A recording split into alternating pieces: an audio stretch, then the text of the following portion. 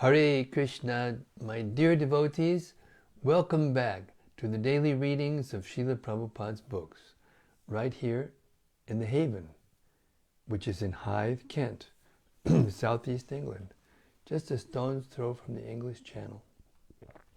We hope that all of you are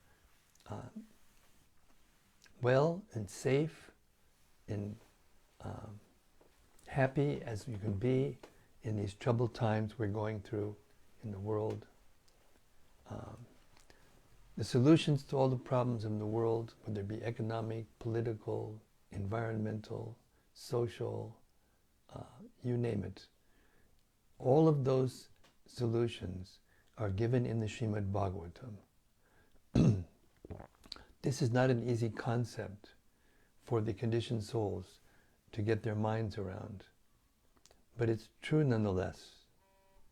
The history of the universe, with all the examples of how every situation should and must lead to pure devotional service, is explained in the Śrīmad-Bhāgavatam. Sanatana Goswami glorified the Bhagavatam and explained this in a very short stotra called Śrīmad-Bhāgavatam Mahima Stotram. So it goes like this: Sarva Shastrabdipiyusha Sarva Vedaika Satpala Sarva Siddhanta Ratnaja Sarva Lokaika Drikprada. O nectar from the ocean of all scriptures, singular fruit of all the Vedas, rich mine of the precious gems of all conclusive truths, you are the only giver of sight to all the worlds. Sarva Bhagavata Purāṇa Śrīmad-Bhāgavata Prabho Kali Dvandoditaditya Sri Krishna Parivartita. O life air of all the Supreme Lord's devotees, O Master Śrīmad-Bhāgavatam, you are the sun risen in the darkness of Kali. You are the exact image of Sri Krishna. Paramananda Pataya Prema Varshakshadayate Sarvada Sarvasevyaya Sri Krishnaya Namostume. I bow down to you, who are supremely blissful to read. Your every syllable pours down a flood of prema. You can always be served by everyone. You are Sri Krishna himself. Madeka Bando Matsangin Madguru Man Mahadana Man Nistadaka Mad Bhagya Mad Ananda Namostute. My only friend, my constant companion, my spiritual master, my great wealth, my savior, my good fortune, my source of ecstasy, I bow down to you. Asadu saduta dayin atini chochata kada hanamun chagadachin mam premna rit kantayokspura. O bestower of saintliness to the unsaintly, O exalter of the most fallen, please never leave me. Always appear in my heart and my voice with pure love. Om Namo Bhagavate Vasudevaya. Om Namo Bhagavate Vasudevaya.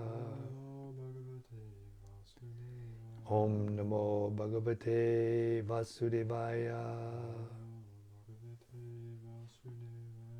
All right, we've reached the 11th chapter of Śrīmad-Bhāgavatam. Just let me catch up here.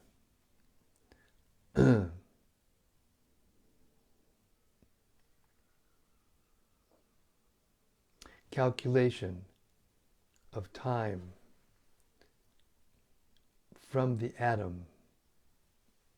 Who says there's no science in the Bhagavatam?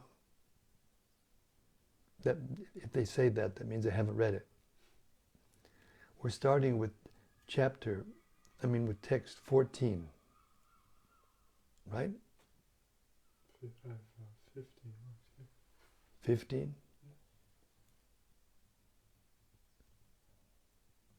Yes.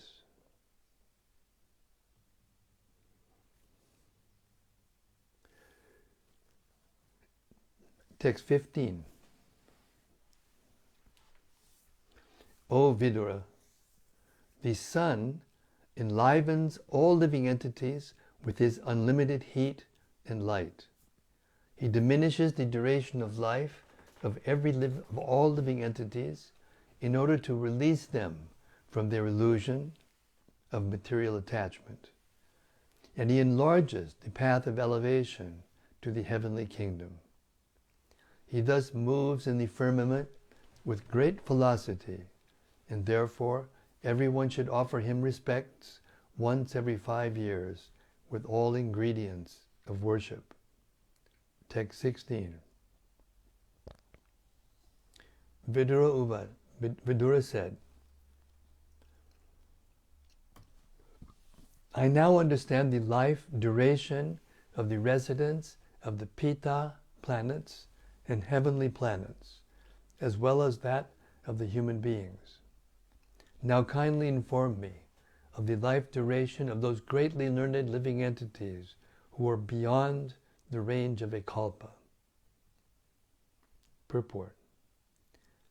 The partial dissolution of the universe that takes place at the end of Brahma's day does not affect all the planetary systems. The planets of highly learned living entities, like the sages Sanaka and Bhrigu, are not affected by such dissolutions. All the planets are of different types, and each is controlled by a different Kala Chakra, or schedule of eternal time. The time of the Earth planet is not applicable to other, more elevated planets. Therefore, Vidura here inquires about the duration of life on other planets. Text 17. O spiritually powerful one, you can understand the movements of eternal time, which is the controlling form of the Supreme Personality of Godhead. Because you are a self-realized person, you can see everything by the power of mystic vision. Purport. Those who have reached the highest perfectional stage of mystic power can see everything in the past, present, and future are called Trikala-gyas. Similarly, the devotees of the Lord can see everything clearly that is in the revealed scriptures. The devotees of Lord Sri Krishna can very easily understand the science of Krishna, as well as the situation of the material and spiritual creations, without difficulty. Devotees do not have to endeavor for any yoga siddhi or perfection in mystic powers. They are competent to understand everything by the grace of the Lord, who is sitting in everyone's heart. Text 18. Maitreya said, O Vidura, the 4 millenniums are called the Satya, Treta, Dwapara, and Kali Yugas. The aggregate number of years of all these combined is equal to 12,000 years of the demigods. Purport. The years of the demigods are equal to 360 years of humankind, as will be clarified in the subsequent verses. 12,000 of the demigods' years, including the transitional periods, which are called Yuga Sandhyas, comprise the total. I'll read this again, not so clear. The years of the demigods are equal to 360 years of humankind. As will be clarified in the subsequent verses, 12,000 of the demigods' years, including the transitional periods which are called Yuga Sandhyas, comprise the total of the aforementioned 4 millenniums.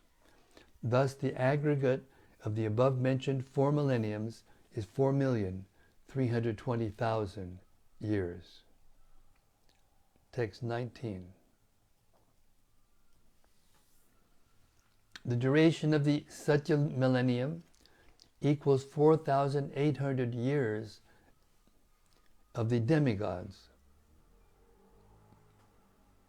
The duration of the Treta millennium equals 3,600 years of the demigods.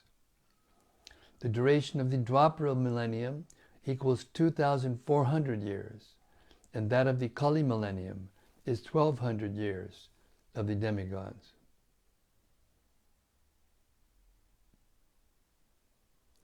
As aforementioned, 1 year of the demigods is equal to 360 years of the human beings. The duration of the Satya Yuga is therefore 4,800 times 360, or 1,728,000 years.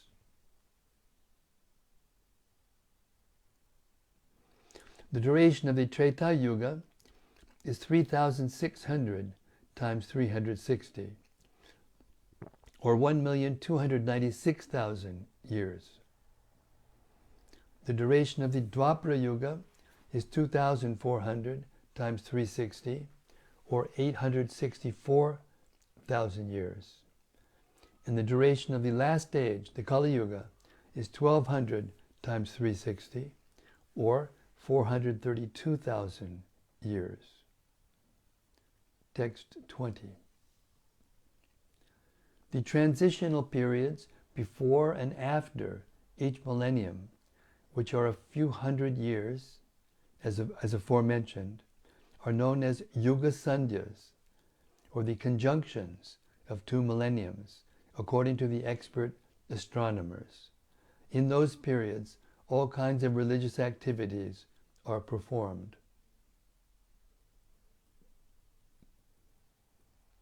Text 21. O Vidura, in the Satya millennium, mankind properly and completely maintained the principles of religion, but with the passage of each millennium, religion gradually decreased by 1/4, as irreligion was proportionately admitted. Purport. In the Satya millennium, complete execution of religious principles prevailed.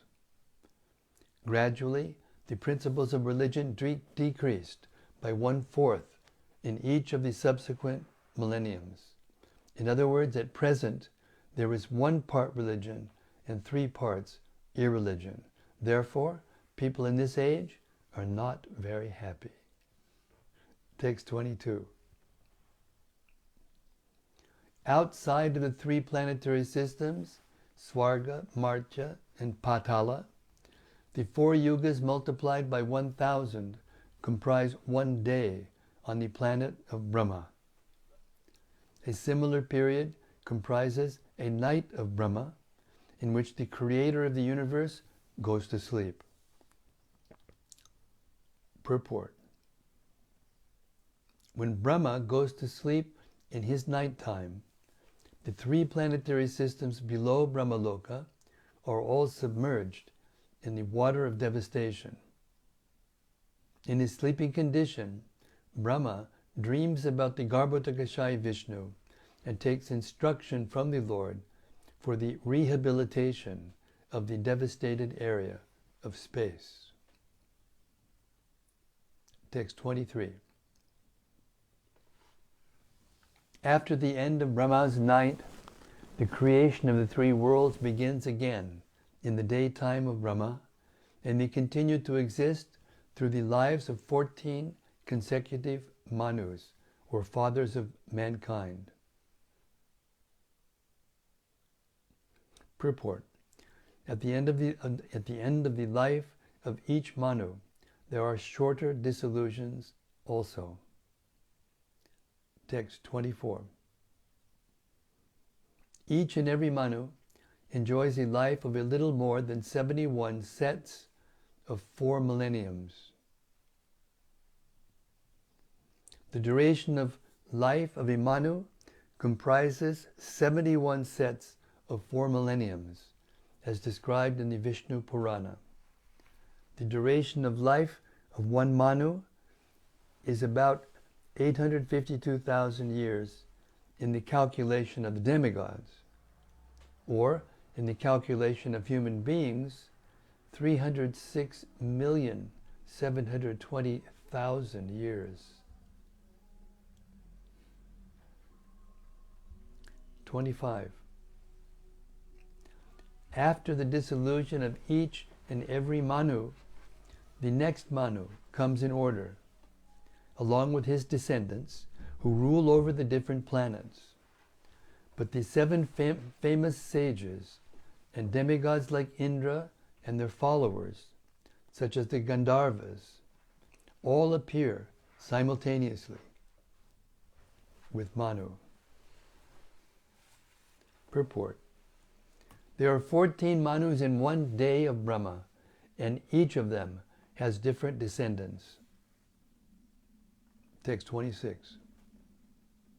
In the creation, during Brahma's day, the 3 planetary systems, Svarga, Marcha, and Patala, revolve, and the inhabitants, including the lower animals, human beings, demigods, and pitas, appear and disappear in terms of their fruitive activities. Text 27. In each and every reign of Manu, the Supreme Personality of Godhead appears by manifesting his internal potency in different incarnations as Manu and others. Thus he maintains the universe by discovered power. Text 28. At the end of the day, under the insignificant portion of the mode of darkness, the powerful manifestation of the universe merges in the darkness of night. By the influence of eternal time, the innumerable living entities remain merged in that dissolution, and everything is silent. Purport. This verse is an explanation of the Night of Brahma, which is the effect of the influence of time in touch with an insignificant portion of the modes of material nature in darkness. The dissolution of the 3 worlds is effected by the incarnation of darkness, Rudra, represented by the fire of eternal time, which blazes over the 3 worlds. These 3 worlds are known as Bhu, Bhuva, and Swa. The innumerable living entities merge into that dissolution, which appears to be the dropping of the curtain of the scene of the Supreme Lord's energy, and so everything becomes silent. Text 29. When the night of Brahma ensues, all the 3 worlds are out of sight, and the sun and the moon are without glare, just as in an ordinary night. Purport. It is understood that the glare of the sun and moon disappear from the sphere of the 3 worlds, but the sun and the moon themselves do not vanish. They appear in the remaining portion of the universe, which is beyond the sphere of the 3 worlds. The portion in dissolution remains without sun rays or moon glow. It all remains dark and full of water, and there are indefatigable winds, as explained in the following verses. Text 30. The devastation takes place due to the fire emanating from the mouth of Sankarsana, and thus great sages like Bhrigu and other inhabitants of Mahaloka transport themselves to Janaloka, being distressed by heat of the blazing fire, which rages through the 3 worlds below. Text 31. At the beginning of the devastation, all the seas overflow, and hurricane winds blow very violently. Thus the waves of the seas become ferocious, and in no time all the three worlds are full of water. Purport. It is said that the blazing fire from the mouth of Sankarsana rages for 100 years of the demigods, or 36,000 human years. Then for another 36,000 years, there are torrents of rain, accompanied by violent winds and waves, and the seas and oceans overflow. These reactions of 72,000 years are the beginning of the partial devastation of the three worlds. People forget all these devastations of the worlds and think themselves happy in the material progress of civilization. This is called Maya, or that which is not. Text 32. With his eyes closed, the Supreme Lord, the Personality of Godhead, lies down in the water on the seat of Ananta, and the inhabitants of the Janaloka planets glorify the Lord by offering him prayers with folded hands. Purport. We should not misunderstand the sleeping condition of the Lord to be the same as our sleep. Here the word yoga nidra is specifically mentioned, which indicates that the Lord's sleeping condition is also a manifestation of his internal potency. Whenever the word yoga is used, it should be understood to refer to that which is transcendental. In the transcendental stage, all activities are always present, and they are glorified by prayers of great sages like Bhrigu. Text 33.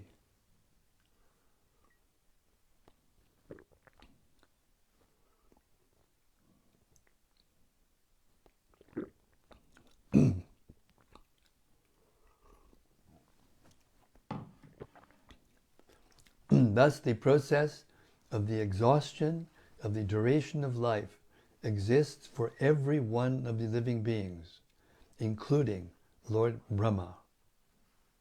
One's life endures for only 100 years in terms of the times on the different planets. Purport. Every living being lives for 100 years in terms of the times in different planets for different entities. These 100 years of life are not equal in every case. The longest duration of 100 years belongs to Brahma, but although the life of Brahma is very long, it expires in the course of time. Brahma is also afraid of his death, and thus he performs devotional service to the Lord just to release himself from the clutches of the illusory energy. Animals, of course, have no sense of responsibility, but even humans who have developed a sense of responsibility while away their valuable time without engaging in devotional service to the Lord. They live merrily, unafraid of impending death. This is the madness of human society. The madman has no sense of responsibility in life. Similarly, a human being who does not develop a sense of responsibility before he dies is no better than the madman who tries to enjoy material life very happily without concern for the future. It is necessary that every human being be responsible in preparing himself for the next life, even if he has a duration of life like that of Brahma, the greatest of all living creatures within the universe. Text 34. The 100 years of Brahma's life are divided into two parts, the first half and the second half. The first half of the duration of Brahma's life is already over, and the second half is now current. Purport. The duration of 100 years in the life of Brahma has already been discussed in many places in this work, and it is described in Bhagavad Gita 8:17 also. 50 years of the life of Brahma are already over, and 50 years are yet to be completed. Then, for Brahma also, death is inevitable. Text 35. In the beginning of the first half of Brahma's life, there was a millennium called Brahma Kalpa, wherein Lord Brahma appeared. The birth of the Vedas was simultaneous with Brahma's birth. Purport. According to the Padma Purāṇa, Prabhas Kanda, in 30 days of Brahma, many kalpas take place, such as the Varaha Kalpa and Pitri Kalpa. 30 days make 1 month of Brahma, beginning from the full moon to the disappearance of the moon. 12 of such months complete 1 year, and 50 years complete 1 pararda, or 1/2 of the duration of the life of Brahma. The Shvetavaraha appearance of the Lord is the first birthday of Brahma. The birth date of Brahma is in the month of March, according to the Hindu astronomical calculation. This statement is reproduced from the explanation of Srila Vishwanath Chakravarti Thakur. Text 36. The millennium which followed the Brahma millennium, is known as the Padma Kalpa, because in that millennium the universal lotus flower grew out of the reservoir of water in the navel of the personality of Godhead, Hari. Purport. The millennium following the Brahma Kalpa is known as the Padma Kalpa, because the universal lotus grows in that millennium. The Padma Kalpa is also called the Pitri Kalpa in certain Purāṇas. Text 37. O descendant of Bharat, the first millennium is the second half of the life of Brahma, and also known as the Varaha millennium, because the personality of Godhead appeared in that millennium as the hog incarnation. Purport. The different millenniums, known as the Brahma, Padma, and Varaha Kalpas, appear a little puzzling for the layman. There are some scholars who think these kalpas to be one and the same. According to Srila Vishwanath Chakravarti, the Brahma Kalpa in the beginning of the first half appears to be the Padma Kalpa.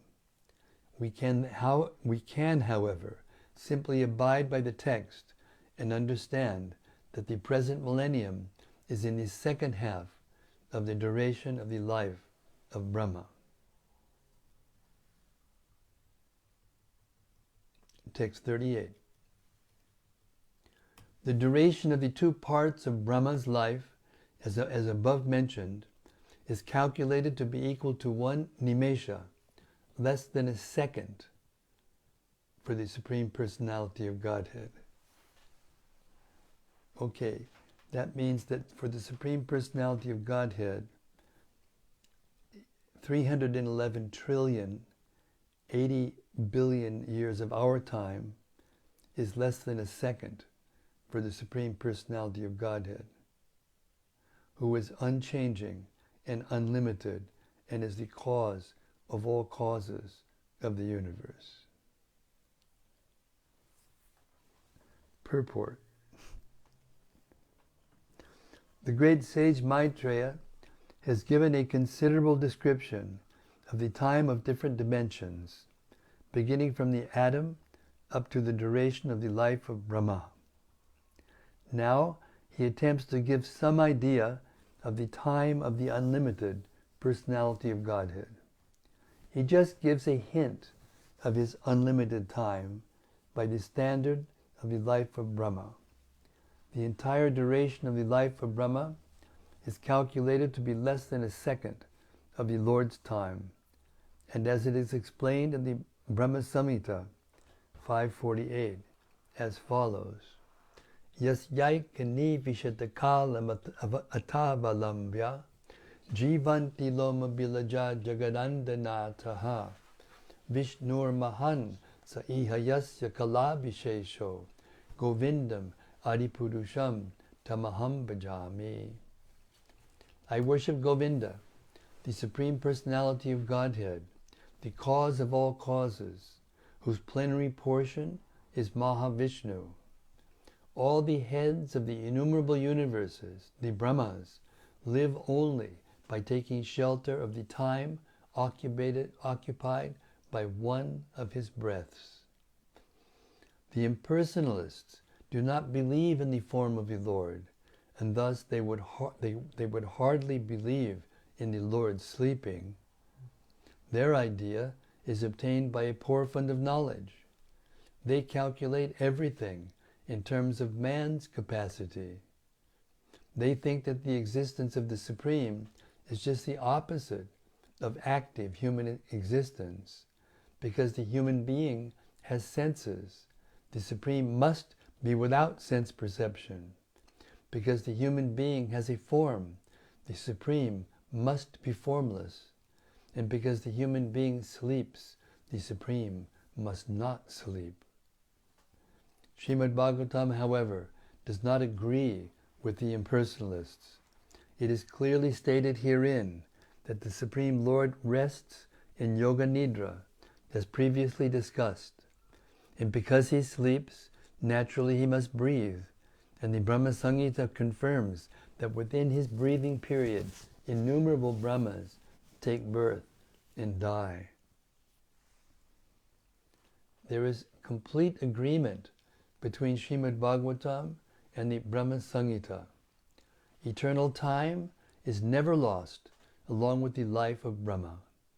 It continues, but it has no ability to control the Supreme Personality of Godhead, because the Lord is the controller of time. In the spiritual world there is undoubtedly time, but it has no control over activities. Time is unlimited, and the spiritual world is also unlimited, since everything there exists on the absolute plane. Text 39. Eternal time Eternal time is certainly the controller of different dimensions, from that of the atom up to the superdivisions of the duration of Brahma's life. But nevertheless, it is controlled by the Supreme. Time can control only those who are body conscious, even up to Satyaloka, or the other higher planets of the universe. Text 40. And I think I'll stop here. We're up to 7:55. We've done a good 40 minutes. So we'll stop here. It's a lot of detail to digest, what to speak of, remember, in this chapter. So we'll stop here and anticipate the reflections of the devotees.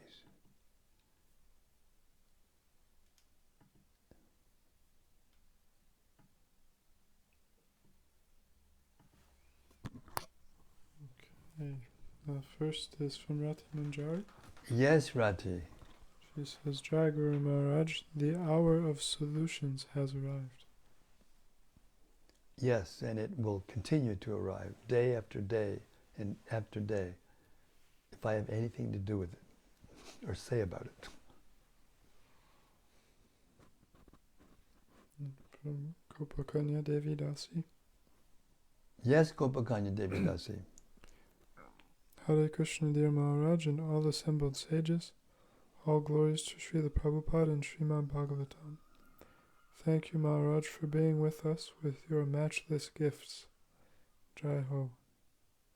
Well, they're not my matchless gifts. They're matchless gifts of the Supreme Personality of Godhead. But I really am happy to be the peon and to deliver them to as many people as possible. Thank you so much. And from Bhakti Rupa. Yes, Bhakti Rupa. Thanks for reading, Maharaj. Nice to be live with you.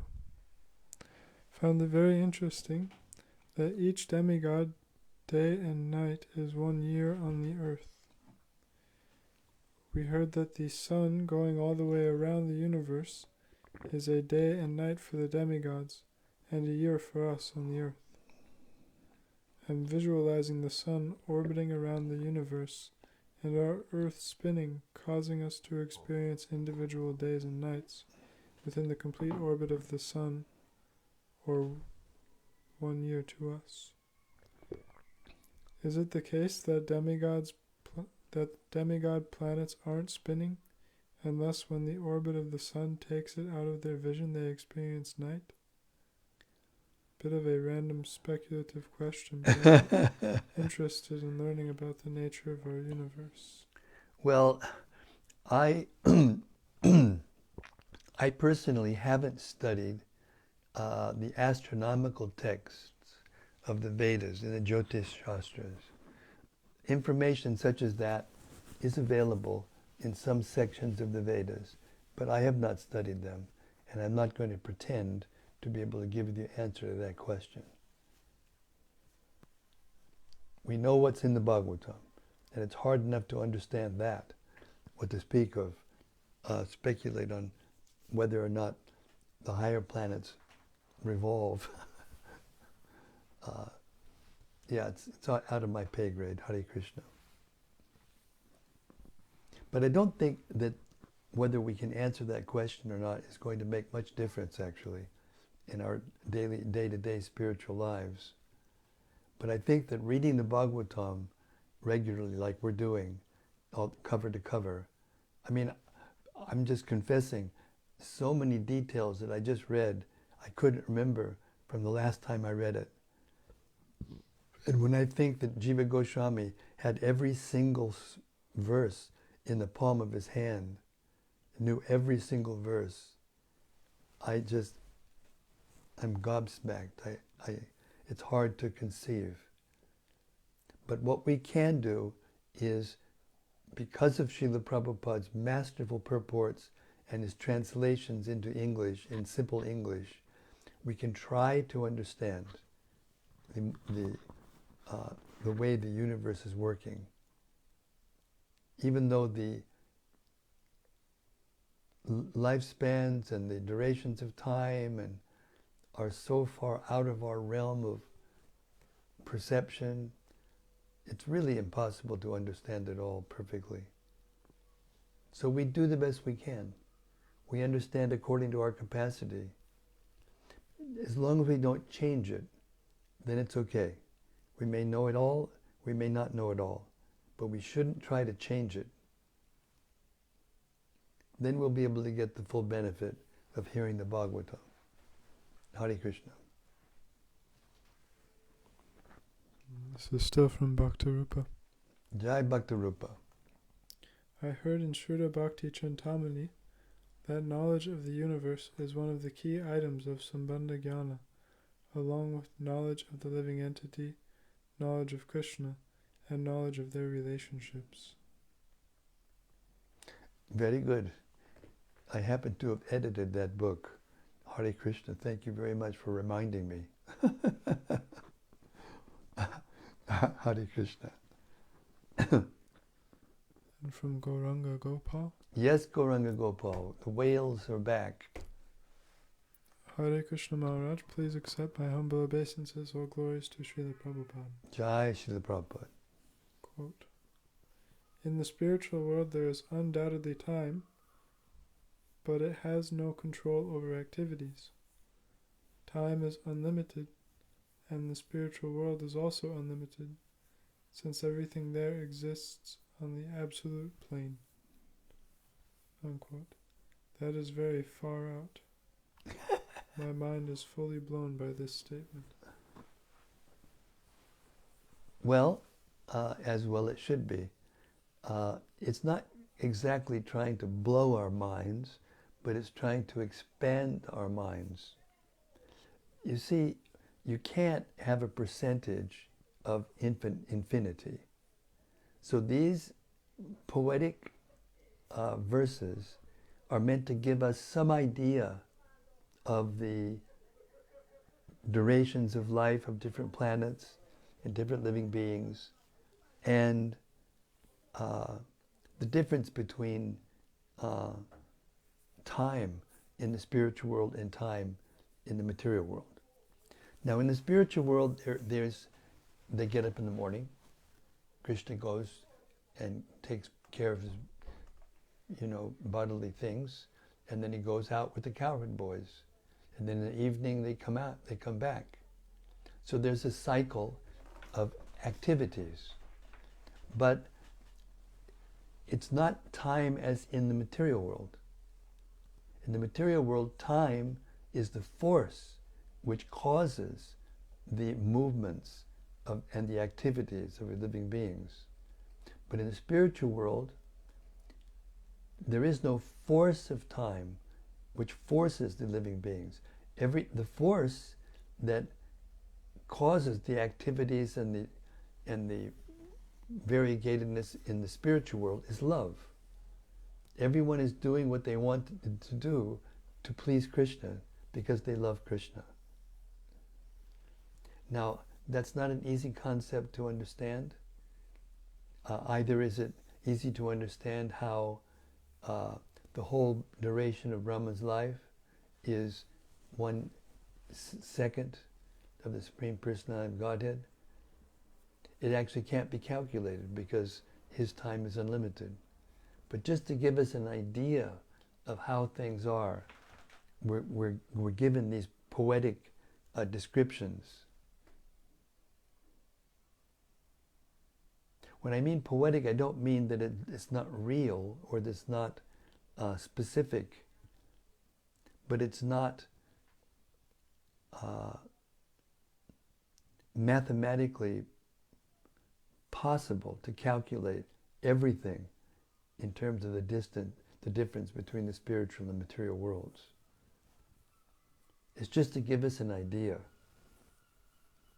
Therefore, when we hear that the material world is ekad vibhuti, it is 1/3 of the energy of the Lord, and the spiritual world is tripad vibhuti, 3/4 of the. Did I say 1/3? I meant 1/4. And the spiritual world is 3/4. But you can't have 3/4 of infinity, or 1/4 of infinity. So this is a poetic description just to give us an idea. Because from our position, we can't understand the thing beyond time.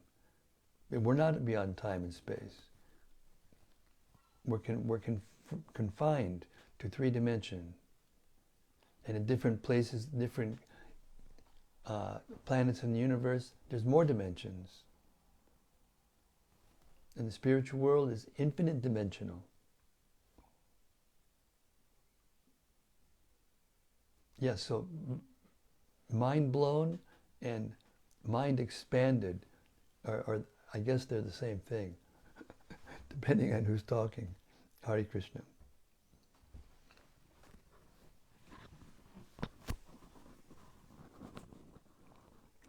This is from Celine. Hare Krishna, Celine. Hare Krishna Maharaj, please accept my humble obeisances. Thank you for making time to read for us again this evening. All glories to you. All glories to Srila Prabhupada and his mathematical skills. He is making the numbers dance. Today we spoke on the fear of death and how we as conditioned souls often forget about our impending death. When we are confronted with the impermanence of a life by death around us, an illness of a beloved one, or an experience of ourselves in which we have to face the razor edge of life, a certain urgency arises, an urgency that invokes more surrender in the heart to dive into bhakti more deeply, as it is the only thing we can hold on to at that time. Can you kindly explain how we can keep this sense of urgency towards devotional service alive in ourselves, even when we are not faced with life-threatening situations? Thank you, Hare Krishna. Absorb your mind in the Bhagavad Gita and the Śrīmad-Bhāgavatam and Chaitanya Charitamrita. Hear these literatures again and again and again, and they will keep you in a sense of urgency. As soon as you stop hearing the Bhagavatam and Gita and Lord Chaitanya's pastimes, you'll forget. Because that is time. That is the effect of time. The effect of material time is it causes us to forget. And at the time of death, we forget everything for some time. And at the day of Brahma, we forget everything for a long time. But as said, to Krishna, it's not even a second. So we concoct in our minds things. And the mind has a tendency to make things worse than they are and better than they are. So the process of Krishna consciousness, of chanting Hare Krishna seriously, not trying to give up offenses, and according to the order of our spiritual master and our vow, by that activity and by the hearing of the Bhagavatam and Gita and Chaitanya Charitamrita and other literatures of the Goswamis, we are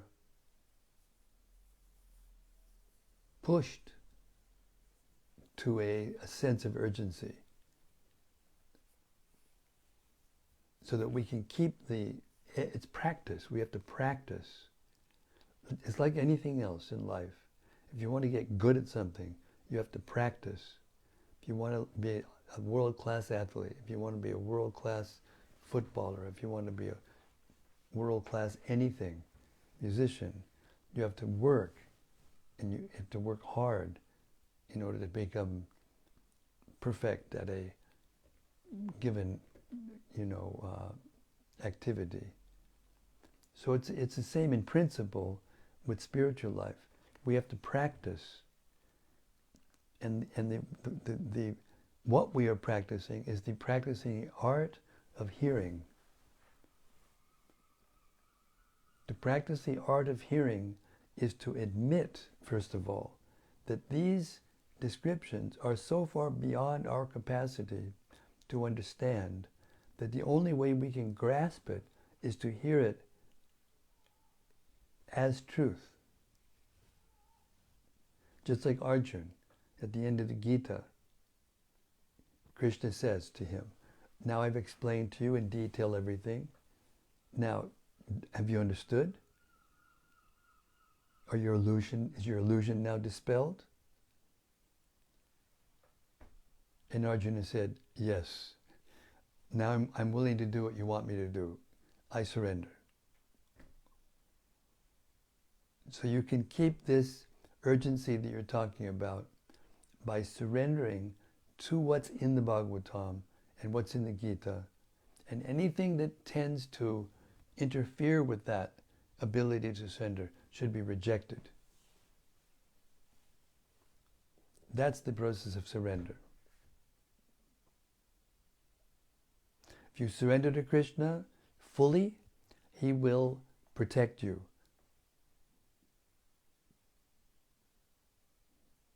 Give you the intelligence how to go back to Him,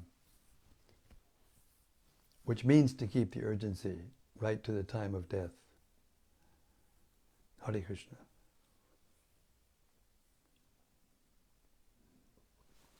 And from Gauranga Gopal.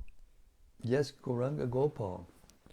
Also like the idea given in the last verse you read, text 39, that, quote, time can control only those who are body conscious, even up to the Satyaloka, unquote. Which means that pure devotees are free from all temporal limitations, I guess. Is this why very advanced devotees can achieve so much in only 24 hours of our days? Yes.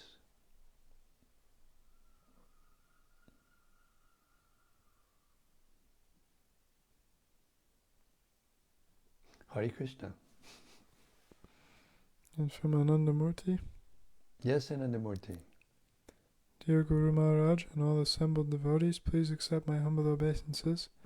All glories to Srila Prabhupada. Today I heard, quote, time can control only those who are body conscious, even up to the Satyaloka or the other higher planets of the universe, unquote. Śrīmad-Bhāgavatam includes all information which I have never known. Just I found that my brain is too small to digest all this information, but I am feeling grateful to hear all this information. Yes, that's the proper attitude. And if you go on hearing with that attitude, gradually you'll by practice you'll understand more and more, and to be able to connect the thoughts and make a picture out of them. You'll be able to visualize what's going on. Hare Krishna. More from Gauranga Gopal. Yes, Gauranga Gopal. Finally, I wondered how we can relate the deluge, great flood, from the Bible to the devastations episodes described in the Vedas. Can we understand the Bible events mainly from Old Testament as historical facts? I don't know. But it's not important. Of course, there's some similarities. There must be some similarities. There's similarities of many of the things that are in the Bible and the Gita and the Bhagavatam.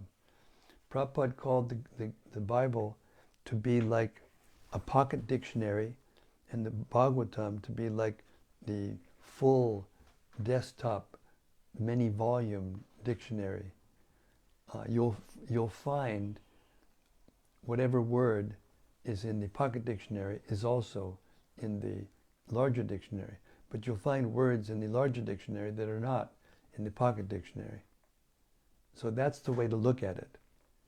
So it's not that we need to go to the biblical descriptions and make something similar out of them to what we've heard from the Bhagavatam. The Bhagavatam gives as complete a picture as we can digest, as we can understand in the Kali Yuga. So we need to stick to the Bhagavatam, where we don't need anything else but the Bhagavatam to understand all these finer points of creation. According to our capacity, we'll understand. And that understanding is revealed knowledge. It's not academic knowledge. It's not how much information we can cram into our brains so that we can pass the exam and then forget whatever we learned. It's not like that. It's revealed knowledge. It's there in front of us, but it hasn't been revealed to us. Just like we chant Hare Krishna, the name of Krishna is Krishna, and yet we can't perceive that when we first start to chant. But we can perceive something. We can perceive the cleansing that comes. We can perceive the difference before we started to chant, before we knew anything about Krishna. If you project your mind back to that time and remember what you were like and how much ignorance you were in and how different you are now, then you can understand, if I keep doing what I've been doing for another 10 or 15 or 20 or 40 or 100 years, whatever, then you will be even more different, and you will be even more capable of being free from illusion, and you'll be able to, even more capable of understanding what's going on in the spiritual world, and your eagerness and urgency to go there will become very great, very profound. Hare Krishna. And from Rati Manjari. Yes, Rati. Dear Guru Maharaj, please accept my humble obeisances. All glories to Srila Prabhupada, the revealer of cosmic truths. Tonight was particularly cosmic and mind-boggling, especially compared to my day-to-day highs and lows. I don't understand almost anything of it, but hearing this knowledge does help me to relativize my personal struggles somewhat, for which I am grateful. Yes, because we think that our problems are so great, but they're not so great. So to hear the Bhagavatam and to try to understand and try to assimilate, try to understand, puts everything in proper perspective and gives us relief from our delusion that it's so bad that, you know, it's just so bad. Oh, things are so bad. But things are not so bad. No matter what's going on, it's finished in a blink of an eye of Krishna. So at least we have to at least theoretically understand that it's different. The different times, the different proportions of time, and at the end of the day, the idea is that even Brahma, who has a life of 311 trillion years, is still afraid of death. So you can't get out of the fear of death until you become free from death.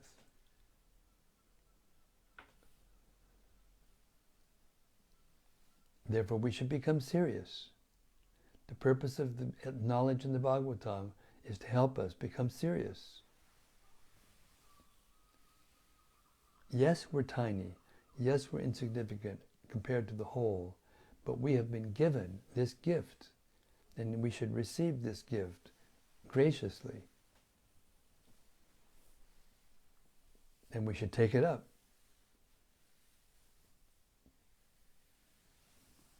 We should accept it. And then we will change. Our hearts will change. To the degree that we accept it, to that degree, our hearts will change. And we'll become free. The highs and lows will still be there, but we won't be so affected by it. Hare Krishna.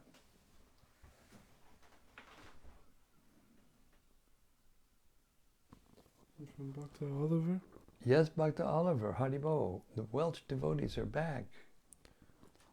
Hare Krishna Maharaj, please accept my humble obeisances. All glories to Srila Prabhupada. Thank you for reading tonight. Grateful for Prabhupada's transcendental purports. Also thank you, Maharaj, for enlightening us all every night with your realizations and careful explanations and guidance.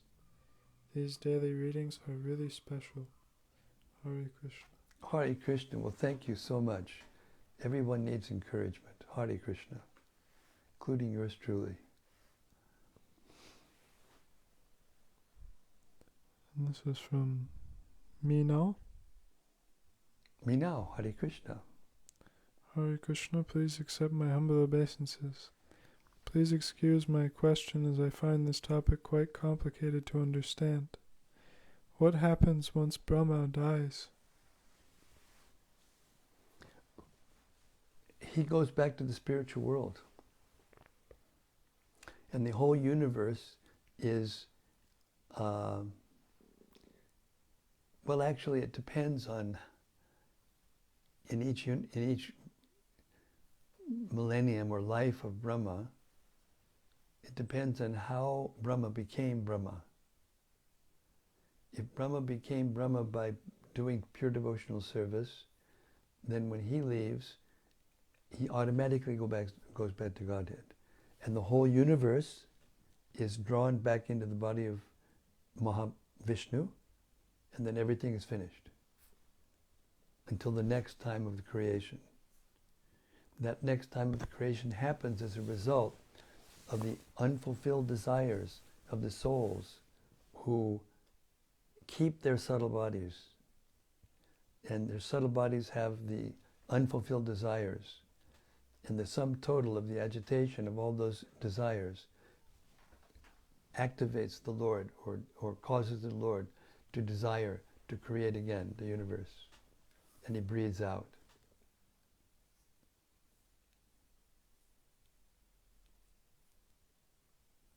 What was the question again? What happens once Brahma dies? Yes. Then the whole universe becomes wound up again into the body of Mahavishnu, and those who are eligible go back to the spiritual world. And if Brahma became a Brahma by following the regulative principles of the Varnashram system for 100 births without making one mistake, then he will come back again also. But if he attained that position by pure devotional service, he automatically goes back to the spiritual world, and all of his followers go with him.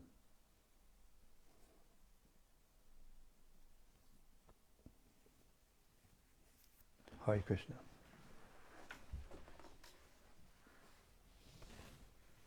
Thank you very much. This is a very difficult section of the Bhagavatam to grasp and to digest, what to speak of visualize what's going on. It takes a long time. You know, I've been reading this for 50 years.